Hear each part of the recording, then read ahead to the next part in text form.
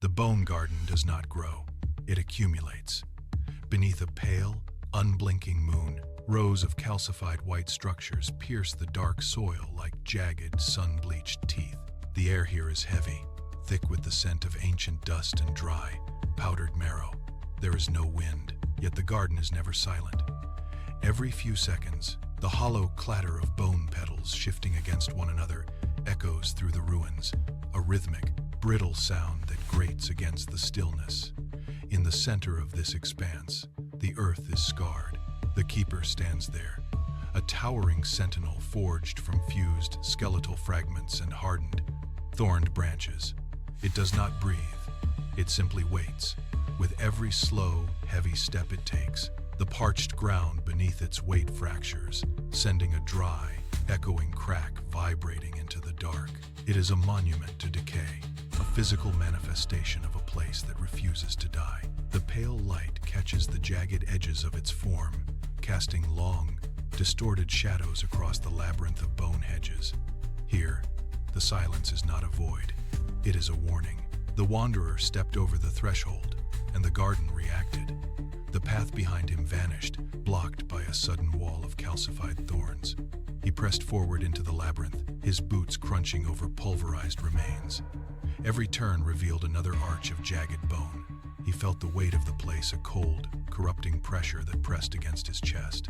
Then, the ground beneath his feet shuddered. Sharp, bone-like roots erupted from the soil, snapping upward like spears aimed for his throat. He sidestepped, his twin blades clearing leather in one fluid motion. The steel hissed, carving through the calcified tendrils with a sharp, dissonant ring. He did not stop. He could not. From the shadows of the bone hedges, the keeper emerged. It moved with a terrifying, fluid speed, slipping through the narrow gaps like smoke. The wanderer pivoted, his blades meeting the air where the creature had been a heartbeat before. The hunt had begun, and the garden was no longer just a graveyard. It was a predator, and it was closing the distance. The earth groaned. From the soil, skeletal forms clawed their way upward, ribs knitting together with broken branches to form jagged, mindless soldiers.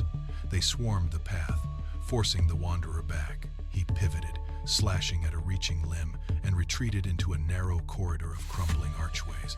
The keeper loomed behind the tide of bone, its movements erratic and predatory. The bone keeper vaulted over a pile of debris, his breath ragged, his blades heavy with the effort of the onslaught. As he ducked into a shadowed alcove, a beam of moonlight pierced the canopy, filtering through the cracked glass of a distant greenhouse. It struck the keeper directly. The creature let out a sound like splintering wood recoiling as the pale light seared its frame. Its dark form flickered, the fused bones vibrating in visible agony. The wanderer watched, chest heaving, his gaze locking onto the contrast between the cold, searing light and the creature's frantic retreat. The garden was not invincible. He saw the flicker of hope in the rhythm of the keeper's pain. He tightened his grip on his blades, watching the light, and began to move toward the source. The wanderer sprinted, his boots sliding on the dust-covered floor of the greenhouse. Behind him, the keeper surged, its jagged limbs tearing through the air. He reached the center, where a beam of moonlight cut through the shattered ceiling. He stopped abruptly, spinning to face the creature. The keeper lunged, a massive thorned limb swinging with lethal force. The wanderer ducked, the wind of the strike whistling over his head, and dove toward the base of the central, twisted bone tree. The light caught the keeper, searing its form and forcing it to stagger back. This was the opening. The wanderer drove both blades deep into the exposed, pulsing root chamber beneath the tree. The impact sent a shockwave through the ground. The seed heart split. A high-pitched, discordant screech erupted from the keeper as its structure failed. Ribs and branches disconnected, losing their unnatural cohesion. The creature collapsed, its frame disintegrating into a heap of lifeless debris. The pressure in the air vanished, replaced by a sudden heavy stillness. The wanderer pulled his blades from the ground, his chest heaving, watching as the final fragments settled into the dark, silent earth. The silence was absolute. Where the keeper had stood, only a mound of dry, gray fragments remained.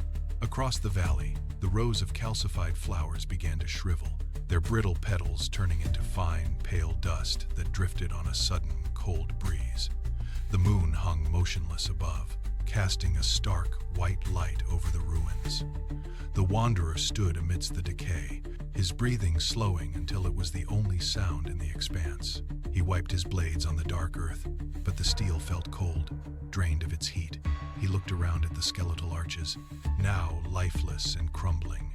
The threat was gone, yet the air remained heavy, thick with the scent of old marrow and forgotten time.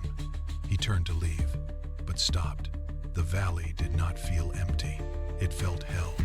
A deep, resonant stillness vibrated through the ground, not of peace, but of a hollow, expectant void. He realized then that some roots go deeper than any blade can reach. He did not look back. He walked away. But the weight of the garden followed him, a lingering dread that refused to dissipate into the night air.